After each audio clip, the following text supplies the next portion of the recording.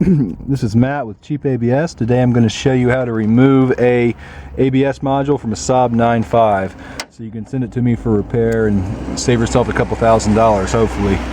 So the first thing you want to do is remove this battery cover from the battery here. The ABS module is actually located kind of hidden down here, and then we want to remove this box right here. It's held on with these 10mm nuts. So go ahead and remove those nuts with the 10mm socket. Okay, so we've removed these two 10mm nuts from the fuse and relay box now, and because we're going to be fooling around with the power distribution on this car, as a safety precaution, the next step is going to be remove the negative battery cable from the battery.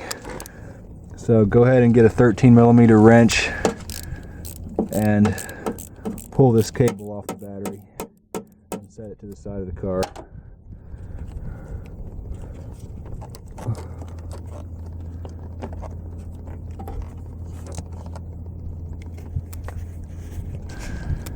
Next step's going to be to remove this distribution panel. Go ahead and remove the cover, which I've already done here, and then pull this thing up and out of the way so that we can remove the fuse box here.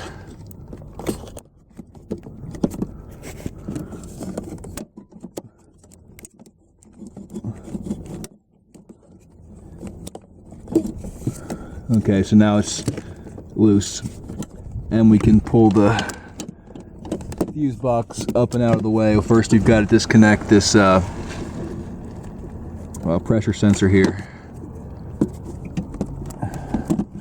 And now we've got access to the ABS module right here. So first thing you want to do is break free the electrical harness. It's got a little pull tab over here on the left, and these things are usually kind of stuck. You have to give it a little bit of a pull, but it's important to make sure you don't pull it too hard, otherwise you could shear the retaining tabs off, which are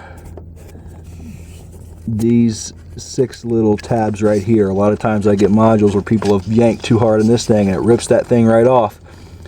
And when you get a module that's got no retaining tabs on it, there's no way to secure the harness to it, and that creates a problem. If that happens, you can use zip ties to hold it in place, but it's a better idea to just take your time and be careful when removing this pull tab right here. Just gently work it free. So the ABS module is held on to the ABS pump, which is this thing, with 6 T20 Torx screws. So get a T20 screwdriver, or in this case I'm going to be using just a 1/4" T20 socket, or a bit, excuse me, and I'm going to remove each of these 6 screws that hold the module in place. So go ahead and remove the first 2 screws on the top. Okay, so the first 2 screws are removed. Now it's time to move on to the next 2 below it, and then after that there are 2 more at the bottom. So go ahead and remove those remaining 4 screws. Okay, so now we've removed all 6 of the screws. You can see that the module is loose now, but it's not ready to come off. There's one more thing you got to do. There's a 2-wire electrical harness underneath the module that you can't really see. You can see the top of it, the clip right here that I'm pointing to. Just get a little flathead screwdriver and very gently pry that off. Make sure you don't break it, and then you can pull the module up and off the car, off the pump. This bottom right screw can cause some trouble, especially if you're trying to use a screwdriver to remove these screws.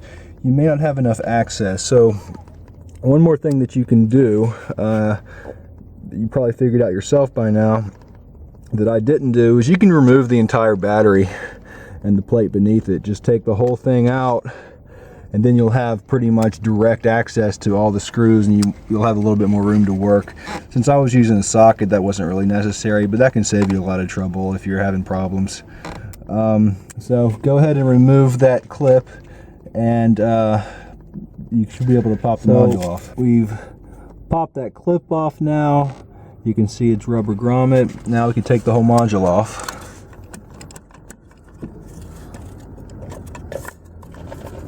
So now that the bottom connector is loose, we can go ahead and pull the module off the pump.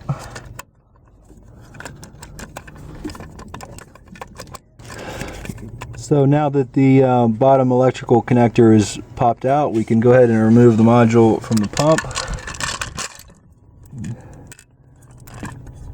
And you can see this is all that you need to send in for repair. And when you put it back on, installation is just the reverse of removal. One thing I might recommend trying is to save you some trouble with these screws, you can preload the screws into the holes on the module when you set the thing back in the on the pump, and that makes it a lot easier to find the screw holes. Just be careful you don't tilt it so they fall out backwards. That's a little bit easier than trying to get the screws started.